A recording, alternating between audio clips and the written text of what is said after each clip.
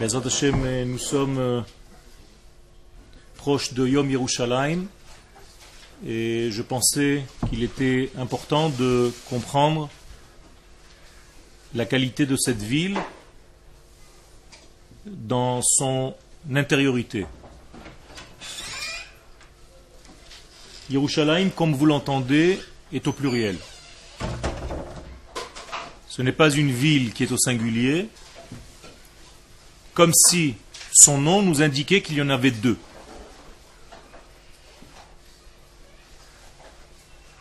Le Yud et le Mem de Yerushalayim indiquent la notion de pluriel. Et les sages nous disent qu'en réalité, Yerushalayim se trouve sur deux niveaux. Le niveau qu'on voit et le niveau que l'on vit. Un niveau intérieur, du vécu naturel, et un vécu extérieur, plus superficiel on va dire, mais qui ne l'est pas. Plus profondément, on va dire que Jérusalem, Yerushalayim, contient en elle l'idéal divin et la réalité humaine. Ce que nous devons faire, nous, de Yerushalayim, c'est que l'idéal divin arrive à la réalité divine, à la réalité humaine. Autrement dit, traduire ce qu'Akadosh Baruch Hu a prévu dans l'idée de Yerushalayim, ce que les kabbalistes appellent Yerushalayim Shel Ma'ala, la Jérusalem d'en haut, qui est une notion en réalité de l'idéal d'Akadosh Baruch Hu tel qu'il avait prévu cette ville lorsqu'il a créé le monde, et Yerushalayim Shel Mata, la Jérusalem d'en bas, celle qui est ici. Est-ce que les deux Jérusalem se confondent? Bien entendu, c'est l'idéal. S'il y a une différence entre la Jérusalem d'en haut et la Jérusalem d'en bas, ça veut dire qu'entre l'idéal et la réalité, il y a une différence. Et ça, c'est pas bon. Nous devons donc coller la réalité de Jérusalem à sa véritable essence divine, à ce qu'Akadosh Baruch Hu a prévu pour elle. Ce que je viens de dire est vrai dans tous les domaines. Nous avons chacun de nous, individuellement parlant, et au niveau collectif, un idéal divin et la réalité que nous sommes. Il y a une âme Israël créée par Akadosh Baruch Hu avec des énergies spéciales, et il y a Israël représentant ici dans le monde le peuple d'Israël tel que nous le voyons aujourd'hui. Est-ce que l'Israël que nous voyons ici-bas correspond tout à fait à l'idéal qu'Akadosh Baruch Hu a créé lorsqu'il a créé Israël d'en haut? La neshama de ce peuple. En hébreu, Akadosh Baruch Hu a créé la Ségoula d'Israël. Et nous, ici, nous devons dévoiler cette Ségoula au niveau de notre vie individuelle et collective. Vous comprenez qu'il y a en fait deux étages. C'est à quoi je veux faire allusion dans toutes les choses de ce monde. Le premier étage est l'étage de l'idéal, de ce qu'Akadosh Baruch Hu a créé comme image première, et il y a le degré dévoilé, ce que les hommes arrivent à faire en bas.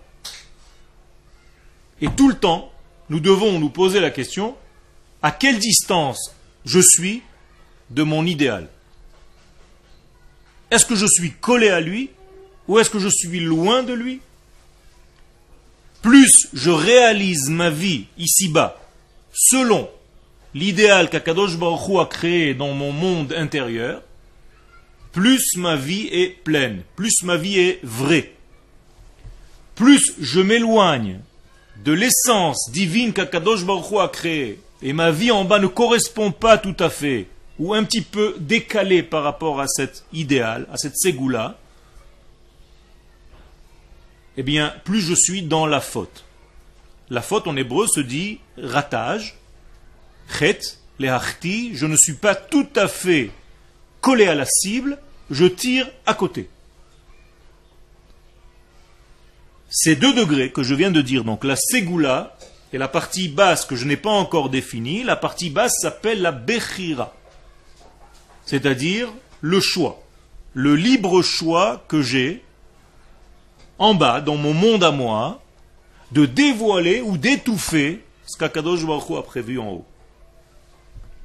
Je répète et je conclus, Akadosh Baruch Hu a créé une ségoula, elle a sa forme, elle est vivante, c'est une âme, elle est au niveau de l'idéologie, elle est au niveau de la grande neshama de la nation tout entière, et il y a le choix que j'ai en tant qu'homme individuel de vivre selon ce modèle, ou alors étouffer ce modèle et vivre comme j'ai envie de vivre.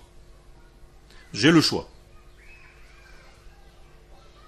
Le seul problème, c'est qu'à la fin de ma vie, je vais faire le compte à quelle distance j'étais de mon idéal. Est-ce que je suis ici en décalage total par rapport à ce que j'ai été, donc hors sujet?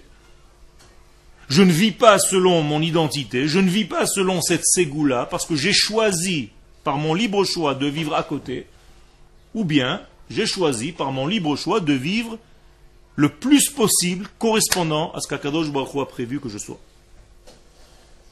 Au niveau humain, c'est vrai. Au niveau de l'espace, c'est aussi vrai.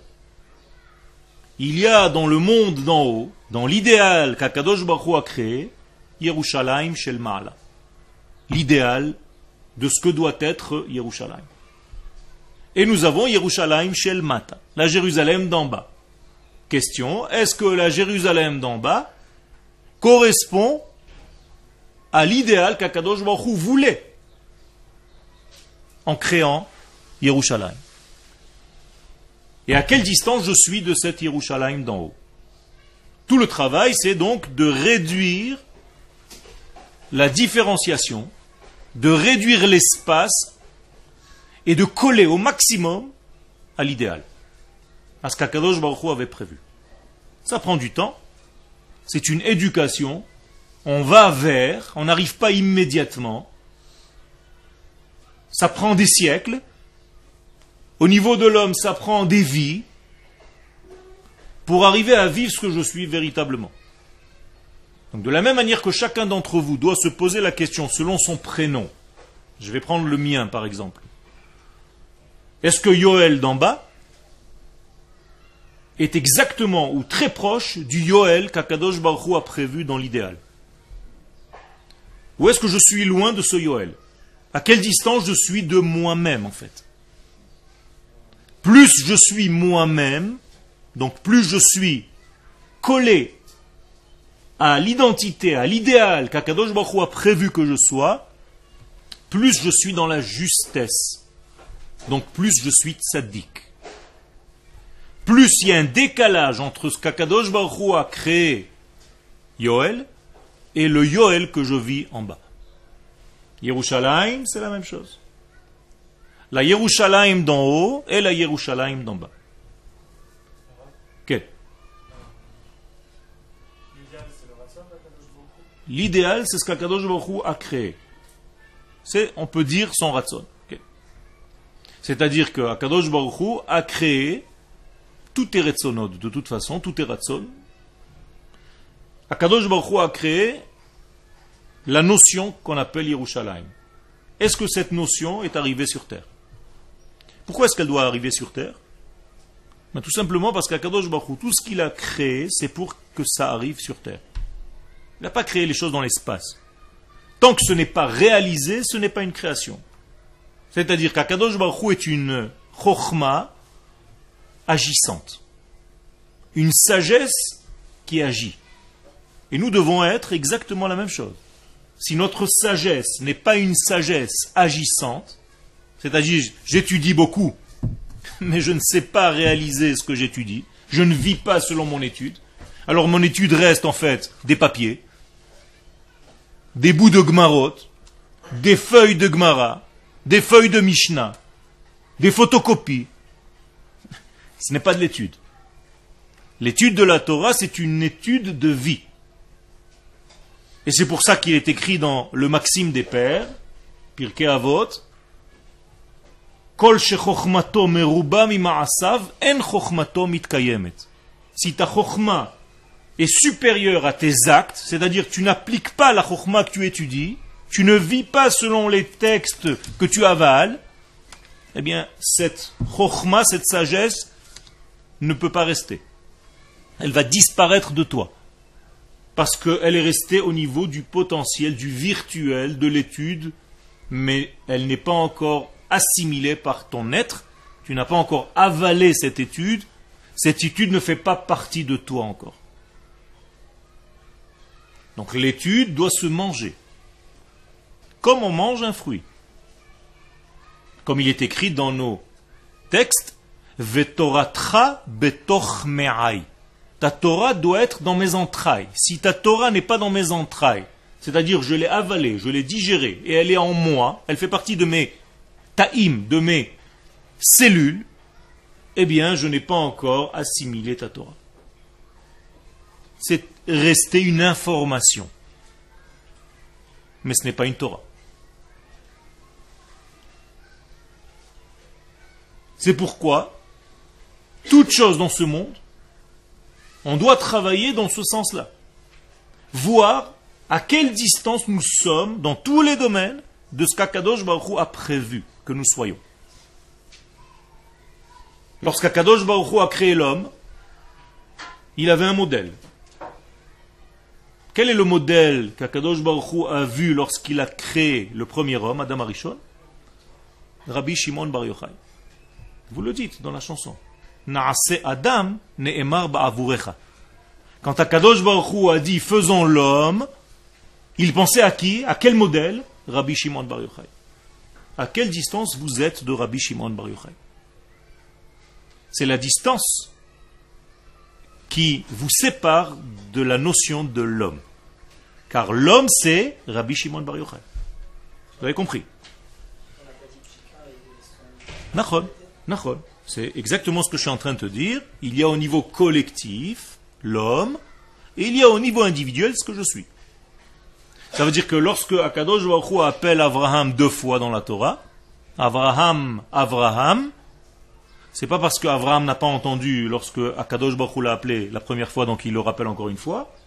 C'est tout simplement pour dire, Abraham, tu es exactement collé à ton modèle initial. C'est-à-dire, le Abraham que je vois en bas est exactement la copie conforme du Abraham que j'ai créé en haut. Donc, l'idéal et la réalisation sont collés, sont les mêmes. Ça, c'est le meilleur niveau. Pourquoi est-ce que j'introduis cette notion-là? Bien, tout simplement pour vous montrer que ce lien entre l'idéal et la réalisation doit se retrouver dans tous les domaines de notre vie. Combien de domaines nous avons dans notre vie? 3 domaines. Le domaine du temps, le domaine de l'espace et le domaine de l'homme. Alors au niveau des hommes, je viens de l'expliquer. Au niveau de l'espace, je viens de l'expliquer. Yerushalayim doit correspondre à la Jérusalem d'en haut. Et au niveau du temps, il en est de même. Le temps d'en bas doit être correspondant au temps qu'Akadosh Baruch Hu a créé. Quel est le temps premier de tous les temps? Le Shabbat.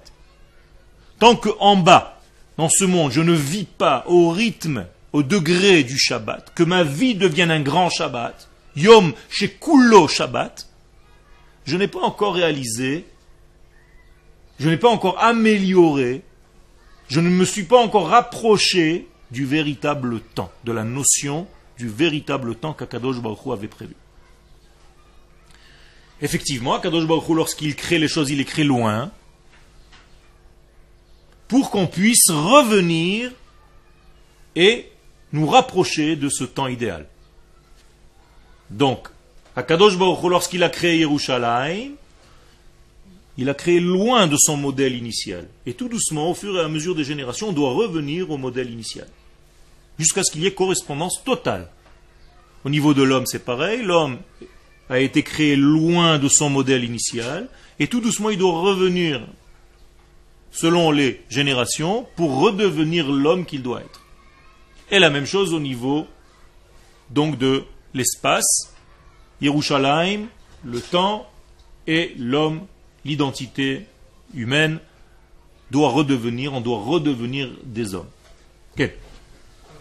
Chaque personne doit devenir ce qu'elle doit être, ou elle doit devenir comme Rabbi Shimon Bar Yochai. Chaque personne doit décoder le degré Rabbi Shimon Bar Yochai qu'elle a en elle. Et Rabbi Shimon Bar Yochai n'est pas le nom d'un homme, c'est le nom d'une qualité, d'une force que nous avons à l'intérieur. Un petit peu plus clairement, lorsque tu apprendras à écouter, tu commenceras à te rapprocher de Rabbi Shimon. C'est pour ça qu'on l'appelle Rabbi Shimon, c'est celui qui est capable d'entendre. Quelqu'un qui n'est pas capable d'écouter, il est encore loin de Rabbi Shimon.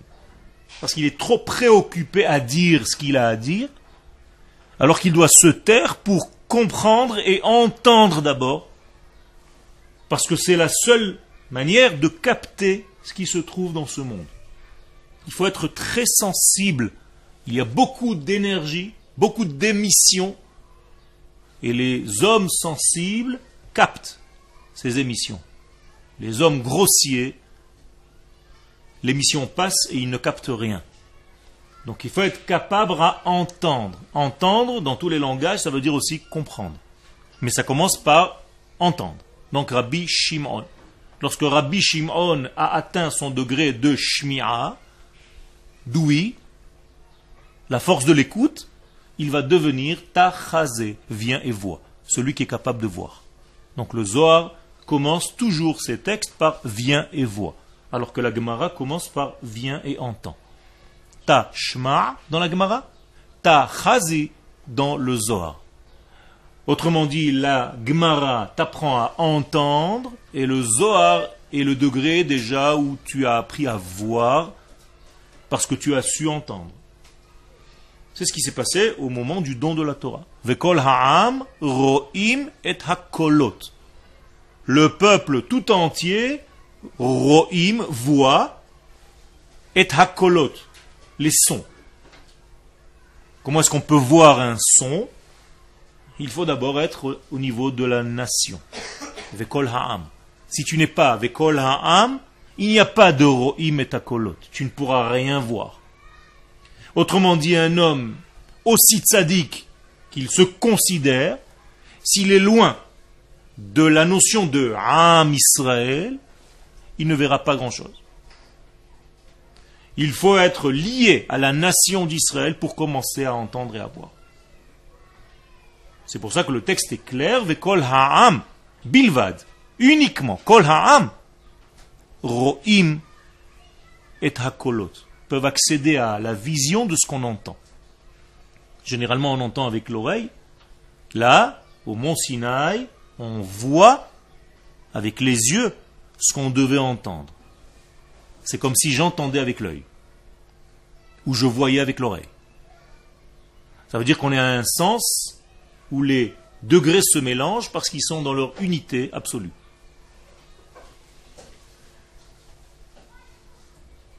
Quel rapport avec Yerushalayim? On va le voir tout de suite. Kodesh vechol. Malchut vemikdash. Jérusalem a deux qualités en elle. En dehors de ce que je viens de dire maintenant, qu'il y a la Jérusalem d'en haut et la Jérusalem d'en bas, vous dites tous les vendredis soirs, nous disons dans la Tfila, dans le Lecha Dodi, Mikdash melech, Yair melucha, Kumi tsei mitoch hahafecha, Rav lach shevet be'emek habacha, Vehu yachmol alaych chemla. Vous vous rappelez, on a les mêmes textes. Donc, Mikdash melech, Ir melucha. Que veut dire Mikdash melech, Ir melucha? Vous voyez qu'il y a ici deux notions. Mikdash, qui est un degré de sainteté, et Melucha, qui est un degré de nationalisme, de malchut, de royauté. Ce n'est pas la même chose. Ce sont deux degrés, deux notions. Ça veut dire que Jérusalem doit avoir en elle les deux notions réunies. Elle doit être la ville du Saint béni soit-il, avec tout ce que ça engendre, et elle doit en même temps être la ville où se dévoile le royaume d'Israël, donc le royaume de Dieu sur terre. Qu'on appelle aujourd'hui Médina, qu'on appelle aujourd'hui structure nationale qui doit être gérée à partir de cette ville-là. Donc, oubliez que Jérusalem n'est seulement qu'une ville de sainteté. Non, ça doit être la capitale politique de la nation d'Israël dans sa Médina. En même temps qu'elle est Kodesh. On est d'accord. Malchut ou Mikdash, donc dit ici le Rav Kook, Eluhem hameafienim shel Yerushalayim. Voici les deux degrés qui définissent Yerushalayim. Je dois avoir les deux. Malchut d'un côté, Mikdash de l'autre. Shnei hamokdim shochnim bebirata shel Eretz. Les deux degrés, les deux pointes ultimes doivent être dans la capitale de cette terre d'Israël, Ze leyad Ze, un à côté de l'autre, un intérieur à l'autre, j'allais dire, car en réalité c'est comme le corps et l'âme. Notre corps et notre âme, et on n'arrive pas trop à faire la différenciation, pourtant il y a deux degrés. Eh bien c'est la même chose. Le degré matériel, celui qui me permet de faire, d'agir, ça c'est le côté malchut, on va dire.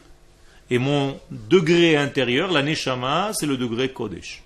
Donc moi aussi j'ai mikdash melech ir melucha. Je dois être un roi sur mes membres, pour diriger mes membres, pour ne pas que mes membres fassent ce qu'ils ont envie de faire, mais ce que le bon sens doit les diriger à faire. Je ne suis pas malade, où les actions des mains font ce qu'elles veulent, chas v'shalom, le problème moteur. La main doit être la suite de mon cerveau, de mon cœur. C'est la même chose. Jérusalem pratique doit être la suite de la Jérusalem intérieure, spirituelle. Et il y a une correspondance entre les deux. Ha'en b'shchenut zo hora al tivo shel hakesher shebenehem. Question. Ha'ain b'shchenut zo. S'il n'y a pas de voisinage entre ces deux degrés, est-ce qu'il montre qu'il y a ici un problème entre un décalage, donc, entre ces deux degrés? Donc nous allons nous concentrer sur ces deux degrés. On va essayer de voir dans Mamare Areaya, à la page 299, ce qu'Akadosh Baruch Hu a prévu concernant cette ville. Shtei matanot tovot nishtalmu bemiluan beYerushalayim. Le Rav Kook nous dit deux cadeaux Akadosh Baruch Hu a donné complets, ces cadeaux, dans Yerushalayim. Ir Mikdash Melech. Donc, Ir Mikdash Melech. Regardez, il y a ici, c'est une ville qui s'appelle Mikdash et qui s'appelle Melech. Donc le roi, le gouvernement doit résider à Yerushalayim en même temps que c'est la ville du Saint béni soit-il. Geon HaKodesh ve'Gvurat HaChai.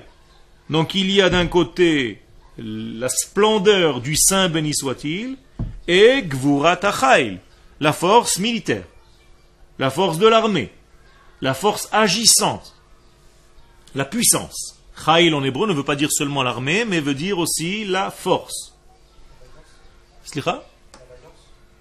La vaillance.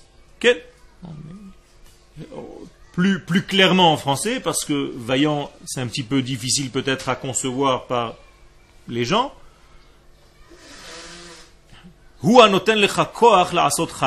C'est lui qui te donne la force d'agir. C'est tout. Chail veut dire la force de la vie. Ma puissance. Me'et asher charva irenu. Donc à partir du moment où la ville de Yerushalayim a été détruite, Veshamem bet mikdashenu, et que l'endroit du bet Hamikdash est lui aussi vide, Venital kavod mi bet chayenu, et nous avons perdu, à partir de ce moment-là, le kavod, le respect, j'allais dire le poids. Nous n'avons plus de poids au niveau des nations. Les nations nous considèrent comme si on était très léger. Il n'y a pas de poids, on n'a pas de consistance. C'est ce qu'on appelle le kavod. Ça vient du mot kaved. Quand tu donnes du kavod à quelqu'un, c'est que tu lui donnes du poids. Tu donnes du poids à ce qu'il dit. Eh bien, quand on a perdu Yerushalayim, on a perdu notre poids, on a perdu notre kavod. Nechshechu lanu shnei hameorot alalu. Automatiquement, dit le Rav, ces deux lumières sont devenues un noir complet. Les yeux sont aveuglés. Nous n'avons ni mikdash, donc ni sainteté dévoilée, ni malchut, ni royaume, ni gouvernement, ni domination sur notre terre. Geon HaKodesh chadal latet et kocho. Donc il n'y a plus de force qui circule réellement à travers ces 2 degrés de cette ville. Pourquoi est-ce que ça doit circuler par cette ville? Eh bien tout simplement parce que le point de contact entre Akadosh Baruch Hu et ce monde, c'est uniquement dans le point qui s'appelle Yerushalayim. Avec des mots simples, lorsqu'Akadosh Baruch Hu descend sur terre, entre guillemets, lorsqu'il se dévoile, il passe par le point Yerushalayim. C'est le point de contact.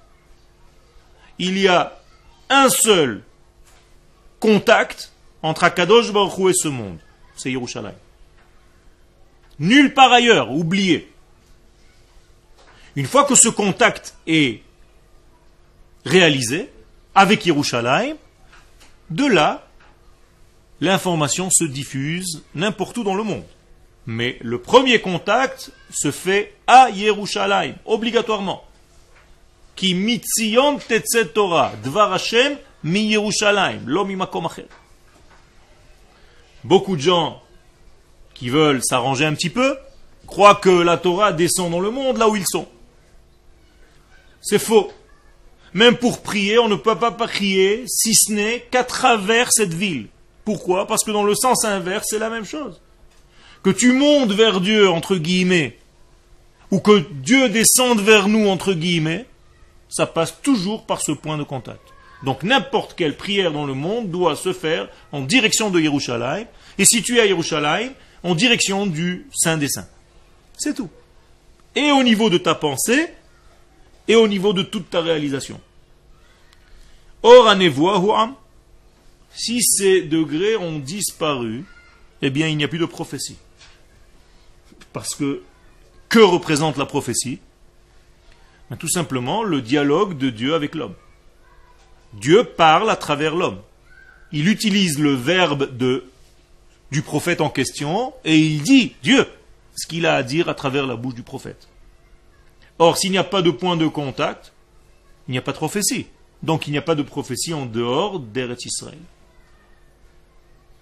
La prophétie ne peut pas se faire. Elle doit être obligatoirement liée à Yerushalayim. Donc, alors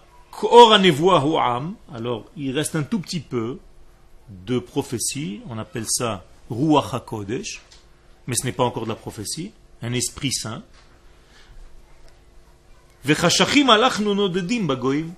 Et nous, les enfants d'Israël, nous sommes partis comme des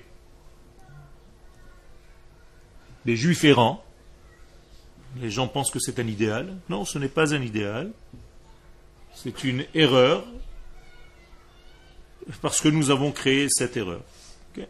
Donc nous sommes en dehors de notre terre, en dehors de notre nation, et nous sommes errants parmi les nations du monde, donc dans des cultures étrangères à ce que nous devons être, donc très très très loin de notre identité. On ne parle même plus notre langue, on parle des langues étrangères, comme je suis en train de le faire maintenant, parce qu'on est tellement malade de 2000 ans de cette errance que les gens ne comprennent même plus leur propre langage premier de leur neshama. Votre neshama parle en hébreu. Je suis maintenant obligé de vous parler en français et vous êtes en train de traduire simultanément dans votre esprit pour comprendre un petit peu de ce que je suis en train de vous dire. Quand vous allez étudier directement en hébreu, la situation aura été améliorée de beaucoup. Moralité, nous sommes des juifs errants. Gvurat achayil chadla gamhi. Nous n'avons même plus de puissance parce que notre armée n'existe pas. Tout ça, c'est au moment de la destruction. Attention, hein. Aujourd'hui, les choses, Baruch Hashem, ont changé. Mais je vous parle, comme le Rav Kook est en train de nous dire, avant notre retour, avant la création de notre État, nous étions donc avec une puissance qui a été anéantie. Donc nous n'avons pas d'armée, nous n'avons pas de force, nous n'avons pas de politique, nous n'avons pas de médina, de structure, d'infrastructure. Nous sommes devenus des ombres qui marchent, des fantômes dans des pays étrangers. C'est-à-dire, nous n'avons même plus nous-mêmes, nous n'avons même pas l'ombre de nous-mêmes. Des mots durs que le Rav Kook est en train de dire en décrivant le judaïsme en dehors de son endroit. Shtei matanot alalu. Donc ces deux cadeaux, maintenant on revient à notre sujet principal, je vous rappelle de Mikdash et Malchut. Ces deux cadeaux, Hakdusha ve Hagvura. Donc ici le Rav commence à donner une autre définition. La première il appelle la Kedusha la sainteté, la deuxième il appelle la Gevura, c'est-à-dire la puissance, la force, la domination. She'en ketz les Ivan vetif'artan biyotan mushlavot meshulavot shtehem yardav. Dit le Rav, si on avait la bracha de les réunir ensemble, il n'y a pas de fin, il n'y a pas de mots pour définir la force et la splendeur qu'on aurait en les unissant. Malheureusement, nitku zo mizo. Encore une fois, dans l'état de l'exil, les deux ont été déconnectés l'une de l'autre. Et c'est pas seulement qu'elles ont été déconnectées, c'est que chacune d'entre elles est devenue plus faible de jour en jour.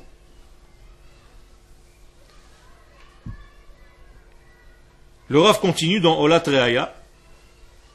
Hatzivion shel hamamlacha habolet betzion, huvlat betzion.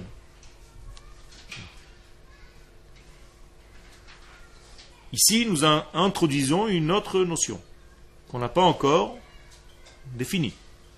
On a parlé pour l'instant de Yerushalayim et maintenant le Rav nous parle de Tzion. Quelle différence? Dans la Tikva, vous dites Eretz Tzion Yerushalayim. Qu'est-ce que ça veut dire Tzion? Qu'est-ce que ça veut dire Yerushalayim? Pourquoi il y a deux noms? Non seulement Yerushalayim est au pluriel, comme j'ai dit au début de mon cours, mais maintenant, même ce Yerushalayim, il a encore un autre nom qui s'appelle Tzion. Alors, d'où il sort ce Tzion? Qui c'est Tzion? Par rapport à Yerushalayim, qui est déjà double. Que veut dire Tzion en hébreu? De quelle racine? Tziyun. Qu'est-ce que c'est Tziyun? Un endroit précis, une note. Les tzayen, c'est noter, préciser. Ça veut dire que Tzion, c'est un point qu'Akadosh Baruch Hu a précisé avec un stabilo divin sur toute la planète Terre. C'est le point de Tzion. Mais comment est-ce qu'on peut le définir? Ça pourrait être Yerushalayim aussi bien. Regardez ce que dit le Rav. Hatzivion shel hamamlacha huvlat betzion. Que fait le degré de Tzion? Qu'est-ce qu'il met en relief? La mamlacha, c'est-à-dire la royauté, donc la politique, donc le gouvernement, donc le nationalisme israélien, le nationalisme juif. Ça, c'est le degré qui s'appelle Tzion, ce qu'on appelle le sionisme. D'accord? C'est-à-dire que nous sommes ici dans une infrastructure politique. Je n'ai pas parlé pour l'instant de Kodesh. Donc vous voyez automatiquement que si Tzion reflète, met en relief le côté nationaliste, Yerushalayim, elle, va mettre en relief le côté divin. Donc, Kodesh. Est-ce que vous avez compris? Donc, Hatzivion shel Mamlacha, tout ce qui est relatif au royaume d'Israël se met en relief par Tzion. Zot hi Ir David. Donc on appelle ça la ville du roi David, la ville de David. Qui était David? Un roi. Avant d'être un tzaddik, avant d'être qui que vous voulez. Il était un roi. Un roi, cela veut dire une infrastructure monétaire, une infrastructure militaire, une infrastructure donc économique, une infrastructure du royaume d'Israël, tout simplement. Au niveau de tout ce que nous devons avoir. Kalkala, qu'est-ce que c'est Kalkala? Économie, bitachon, sécurité, et qu'est-ce qui reste encore? Social. Ça veut dire que nous avons les 3 degrés qui se réunissent, qui se replient dans la notion de roi. Ça, c'est un roi. Un roi, ce n'est pas un rabbin. Les gens qui attendent Melech HaMashiach et qui attendent un rabbin, il y a un problème.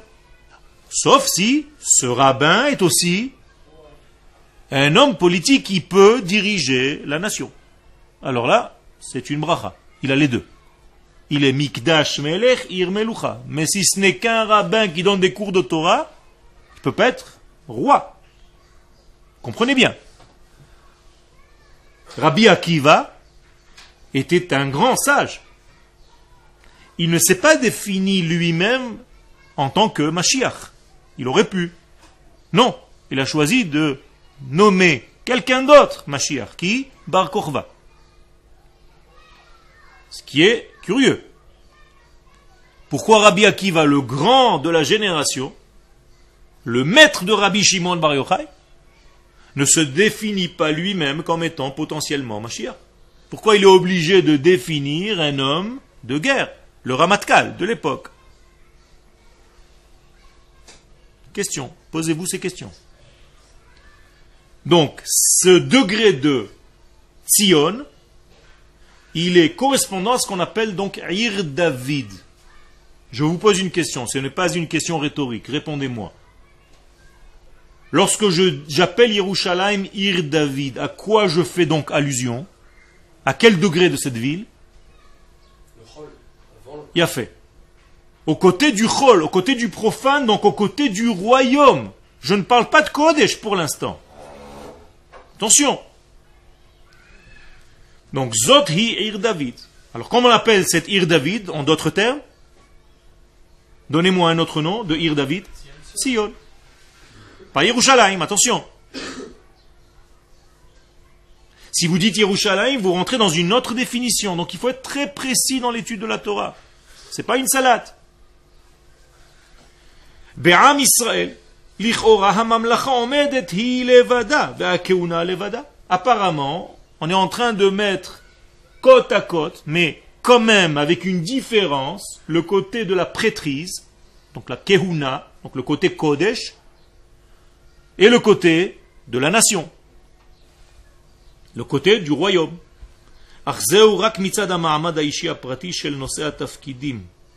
Mais en réalité, ce n'est que superficiel, ce n'est pas une véritable séparation. Chaz v'shalom. תפקיד הכהונה ותפקיד המלוכה. אבל בעצם הוא בפנים. הלא ממלכת ישראל היא כהונת הקודש בעולם. על כן כל ישראל הינם לעד ממלכת כהנים. Dit le Rav Kook, quelque chose d'extraordinaire.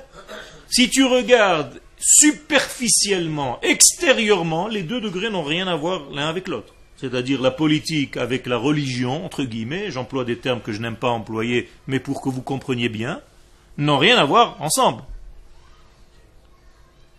Si tu es au niveau religieux, reste religieux, arrête de faire de la politique. Ça n'a rien à voir. Et ça, c'est une notion qui n'est pas juive. La notion juive, elle dit que nous devons être en même temps une mamlacha et en même temps des kohanim. Faites-nous participer un petit peu à vos questions. Il y a quelque chose que j'ai raté peut-être. Je veux apprendre. Non, je rigole pas, je veux apprendre. S'il y a une remarque ou quelque chose, j'ai envie d'apprendre. Ça va? Donc nous devons être Mamlechet Kohanim Vegoy Kadosh. Ça veut dire je dois être en même temps Mamlacha, donc une nation, et en même temps Kohanim. Kohanim égale Torah, Kodesh, Bet Hamikdash. Ça veut dire que lorsque vous vous définissez comme étant Mamlechet Kohanim, vous êtes en train de juxtaposer deux notions. Mamlechet Kohanim. Deux notions qui sont apparemment complètement différentes. Mamlacha, royaume, et Kohanim, Keuna, Bet Hamikdash. Alors que nous sommes Mamlechet Kohanim. Dit le Rav Kook, attention, il ne faut pas séparer les deux. Les deux vont ensemble. C'est-à-dire que lorsque le judaïsme reste religieux, lorsque tu as fait de ton judaïsme une religion, tu t'es sauvé du judaïsme. Ce n'est pas le judaïsme. Le judaïsme n'est pas une religion, le judaïsme est une nation. Et donc, si c'est une nation, elle doit être sur sa terre, dans une infrastructure nationale. Ça, c'est la Torah. Donc la Torah n'est pas une religion. Ceux qui ont fait de la Torah une religion l'ont collée aux autres religions, chas v'shalom. Ce n'est pas notre part. Notre part, c'est complètement Mamlechet Kohanim Vegoy Kadosh. Exactement comme notre âme et notre corps. Il ne s'agit pas de séparer les deux. Je vis constamment avec les deux, ensemble. Je suis venu aujourd'hui à la yeshiva, elle et lui. La neshama et le corps, les deux. J'espère. Vous comprenez? Ça veut dire que si vous êtes assis ici, sur ce banc de yeshiva, mais que votre neshama se trouve ailleurs, dans un autre rêve, dans une autre idée, dans je ne sais pas, vous pensez à autre chose. Faites semblant de regarder.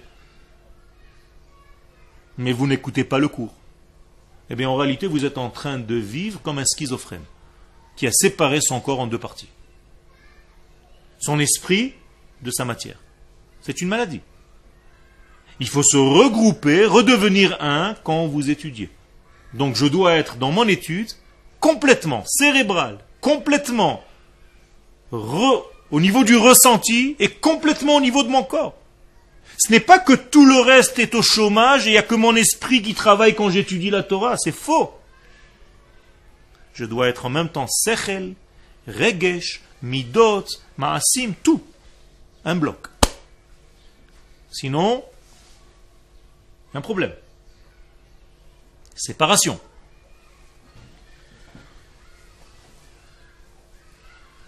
Hashchenuta géographique. Le voisinage géographique ben Mishkan HaKodesh, Mikdash, le Mishkan HaChol, Malchut, Be'ir Yerushalayim, melamedet otanu shekayemet benehem shchenut ra'yonit. Très important. Si le voisinage entre, donc le voisinage géographique, entre Mikdash et royauté, se trouve dans la même ville. On est d'accord, ça se trouve dans la même ville. Le Bet Hamikdash est à Yerushalayim et le gouvernement doit être à Yerushalayim. Si les deux se trouvent dans la même ville, qu'est-ce que ça veut dire? Ça veut dire que je dois comprendre pourquoi. Ça veut dire que ma capitale géographique du pays d'Israël doit être en même temps ma capitale politique d'Israël. Et si elles sont dans la même ville, comme ça l'est aujourd'hui, même si ce n'est pas reconnu par les nations du monde, on comprend maintenant pourquoi. Parce que chez les nations du monde, il y a une séparation entre le Kodesh et la Malchut. On nous dit, entre guillemets, soyez juifs religieux, mais ce n'est pas pour autant que vous devez dominer cette ville au niveau de la nation. Vous vous en fichez puisque votre Torah, c'est que des feuilles. Allez étudier la Gemara dans une yeshiva, n'importe où dans le monde. Et c'est pareil. Non. C'est ça le chidouche, c'est ça la nouveauté. Notre vie nationale se trouve à Yerushalayim Et notre vie spirituelle se trouve aussi dans la même ville, à Yerushalayim, et elles sont voisines.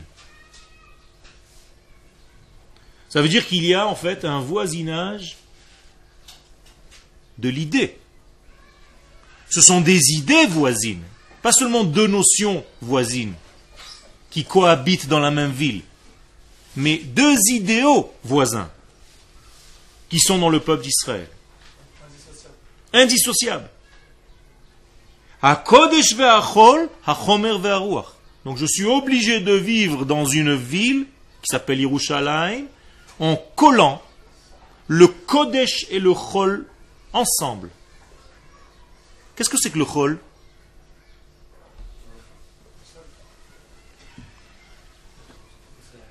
Quelle est la notion de Chol? D'où vient le mot Chol en hébreu, en français? Qu'est-ce que ça veut dire? Non, pas oublier le mot sable, c'est encore une autre notion. Profane. Qu'est-ce que ça veut dire profane?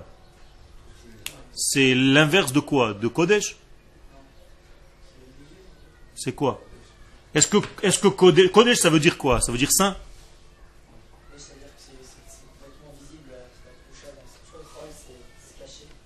Chol, c'est caché. Je vois que tu as étudié au Machon Meir. La plupart des gens, lorsque vous leur demandez qu'est-ce que c'est Chol, ils vont vous dire c'est la Touma. C'est l'impureté. Et Kodesh, c'est Kodesh. C'est la sainteté. Donc sainteté d'un côté, impureté de l'autre. Et Baruch Hashem, tous les samedis soirs, on fait une Havdalah, Hamavdil ben Kodesh lechol. C'est-à-dire que Dieu préserve s'il se touche. C'est pas ce qui est marqué. Ce que je viens de vous dire maintenant, bien entendu, c'est faux. Parce que je suis en train de vous dire des mots, mais je suis en train de vous dire autre chose. Je vous ai fait comme si c'était séparé. Mais c'est pas ce que le texte dit. Il n'y a pas marqué Hamafrid ben Kodesh lechol. Il y a marqué Hamavdil. Grande différence. Il faut savoir différencier le Kodesh du Chol, mais pas les séparer. Attention, si tu le sépares, tu es mort. Vous comprenez? Parce qu'il y a des niveaux. Tu peux différencier dans un même degré des étages. C'est une bibliothèque à 4 étages, mais c'est une seule. Il n'y a pas de différence. Mais si tu les sépares, Hamafrid, Afrada, Chaz v'Shalom, Péroud, là c'est la mort. Il faut faire très attention. Donc entre notre corps et notre neshama, c'est la même chose. Qu'est-ce que je dois dire? Hamavdil ben neshama legouf, mais pas Hamafrid, oiva avoy. Celui qui sépare sa neshama de son corps, il s'appelle mort. C'est un mort. Il est met. Vous comprenez? Mais c'est exactement la même chose. Hamavdil velo hamafrid. Tenez-le vous pour le son, c'est très important ça. Mais c'est la même chose. Alors qu'est-ce que c'est que le Chol? Je reviens à ma question. Maintenant que je vous ai éloigné de la première erreur grossière, que Chol, je répète, ne veut pas dire impureté, alors de quelle racine s'agit-il? Qu'est-ce que c'est que le Chol? Yafé. Yafé. Non. En hébreu, ça s'appelle chalut. Chalut, la choul al. Je vais vous poser une question. Comment vous dites en hébreu, quand est-ce que tombera le jour de Shavuot? Matai chal. Matai yachul. Chag Shavuot. Ça veut dire que le mot choul ou chol veut dire la capacité du Kodesh à se déposer sur quelque chose. Donc, Mochol doit être capable de contenir, de recevoir le Kodesh qui est Chal Alav. Ça veut dire que le côté Chol de Yerushalayim, le côté donc extérieur, manifesté, corporel, doit être un Makom Halut, un endroit qui est capable de contenir, de recevoir quoi? Le Kodesh. Donc le Chol, c'est pas... C'est Un chol, il reste un kli, il reste un ustensile qui contient le kodesh. Et quand le chol devient lui-même complètement imprégné, eh bien tout devient kodesh. C'est ça l'idée du judaïsme, de rendre chaque chose qu'on croit qui est chol, alors un verre d'eau, il n'y a rien qui est... Alors encore une fois, tu es en train de dire une erreur en posant ta question. Tu dis on croit qu'il est chol. Et en disant ça, tu es en train de dire le chol c'est l'aïstar. C'est déjà faux, tu comprends? Le chol c'est pas mauvais. C'est pas quelque chose de négatif le chol. C'est tout simplement où est le chol de cette feuille? La feuille. Si on ne le sanctifie pas, alors Vous avez compris? Le kodesh, c'est les lettres posées dessus. Mais la feuille en elle-même, elle n'est pas mauvaise. Mais je sais faire la différenciation entre la feuille et les lettres. si on l'a pas sanctifié, oui. Il a fait. Donc ici, j'ai sanctifié le chol et j'en ai fait en réalité une feuille de kodesh qui est tout entière soumise à la gnisa. Donc si tu la sanctifies pas, oui, elle est mauvaise. Non, elle reste potentiellement capable de recevoir. Ça dépend ce que tu mets dedans. Sur le chol, je peux mettre quelque chose de négatif, oui. Mais je peux mettre quelque chose de positif, oui. Ça veut dire qu'en réalité, le chol, c'est une valeur absolue. Ça dépend de ce que tu vas mettre dedans. Comme cette feuille, elle aurait pu contenir quelque chose d'assourd, mais j'ai décidé qu'elle contienne quelque chose de kodesh.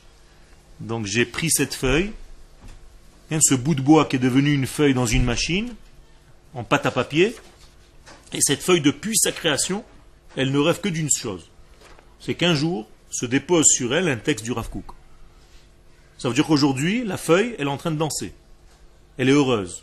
Parce qu'elle se dit, j'ai fini mon tikkun avec un texte du Rav Kook sur moi. Heureuse soit la feuille. Okay? C'est une feuille heureuse. Vous avez compris le secret? Mais c'est la même chose. On va s'arrêter aujourd'hui avec ces notions-là. Yerushalayim et Tzion. Tzion, c'est la partie qui peut contenir le Kodesh qui s'appelle Yerushalayim. Donc, qui effectivement apparaît avant qui? Le Kodesh ou le Chol? Toujours le Chol. Donc, qui apparaît avant qui? Yerushalayim ou Tzion? Tzion. Donc, le sionisme précède au Kodesh qui va rentrer maintenant remplir ce sionisme. C'est ça? Et c'est pour ça que la tikva est dans l'ordre, elle dit Eretz, Tzion, ve Yerushalayim. Ça veut dire que ceux qui ont écrit ça avaient du roi HaKodesh, même si ça n'était pas des rabbins, ils savaient que Tzion précédait, on ne sait pas pourquoi, mais c'est marqué comme ça, Baruch Hashem, à Yerushalayim. Et ils avaient raison. Toda Rabba.